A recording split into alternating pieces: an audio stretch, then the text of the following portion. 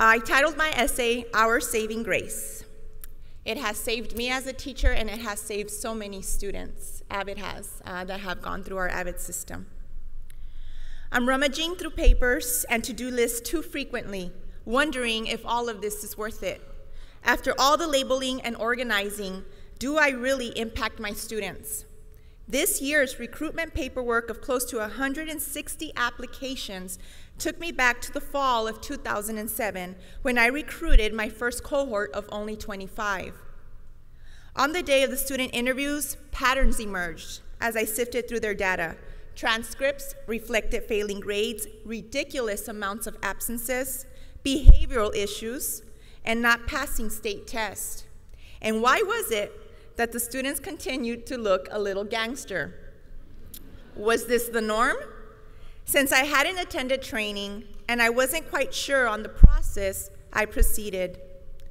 I was then completely on edge when one counselor briefed me on all the students, like Matt, who had been held back a grade, had multiple referrals, hacked the school's phone system, pulling a prank, and whose older brother sold drugs, labeling him as a future potential drug dealer. To make matters worse, at the end of each briefing, the counselor would say, "And they're failing." Should I mention that I interviewed many with similar backgrounds? Suddenly, I wasn't so excited about implementing AVID. Who in the world would purposely hand-select a classroom full of troubled kids? When the interview process was done, and I had a bird's eye view of what awaited me, the fire was gone. I was hesitant. After attending Summer Institute, I realized what AVID entailed. Are you kidding me? I thought. My kids' lives were so chaotic, and suddenly they had to carry an oversized, organized binder. My kids lacked direction and had low self-esteem, and suddenly they were going to be expected to be determined to advance. My kids had nothing or little to say about college plans, and now I had to convince them that they were college-bound. It was a rough start. Teachers and students were not fully embracing AVID.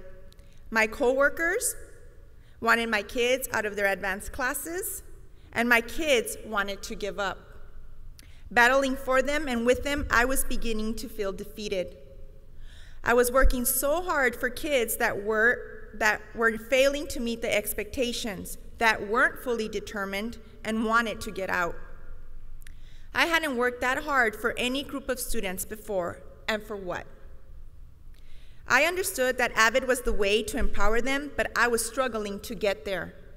The thoughts, "give up," started flickering in the back of my mind. Despite the frustrations, I couldn't deny my passion for AVID and how my kids were becoming a part of me. And for that reason, I felt compelled to create ownership in the kids and the teachers. After I forgave myself for being so quick to judge my kids' full potential and for blaming them for their lack of ambition, I reinvented myself in AVID. I gave myself permission to take AVID one step at a time, just as they had suggested, relieving the pressures of trying to immediately implement all 11 essentials with fidelity. I love my coordinators and everybody who's been there. When I altered my attitude, so did my kids. When I provided staff development with passion, teachers started to feel and see the value of best practices. When I put away my insecurities of leading a team, they started to respond. And when I started advocating for AVID to be a critical component of our school's culture, my kids started to strive and I started seeing the way. As a result, my first elective class managed to maintain their grades in advanced courses.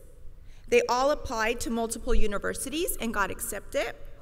We're now proud role models for the lower AVID classmen, danced Thriller in full costume in front of the entire student body, and became leaders in different clubs and organizations.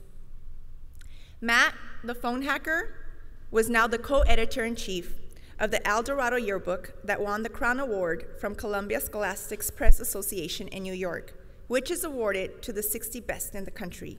He did not go on to sell drugs like his brother. Amen. Right? They met so many accomplishments despite family violence and restraining orders, despite sexual gender issues, and despite the death of a parent, despite the stereotype that AVID was for dumb kids, and despite so much more. 7 years and 4 graduating classes later, I'm submerged in AVID. We have managed to transform from a program to a system impacting all students. Teachers have had an opportunity to see how the building blocks of AVID create learning-centered kids. They enjoy being part of the site team and volunteer to go to training. They hope to have AVID students in their classrooms and now also see that AVID is the way. Prior to AVID, I lacked true guidance and purpose. I was a teacher who wasn't really there for my students, but that's because I didn't know how to, which is why my message to you today is very simple.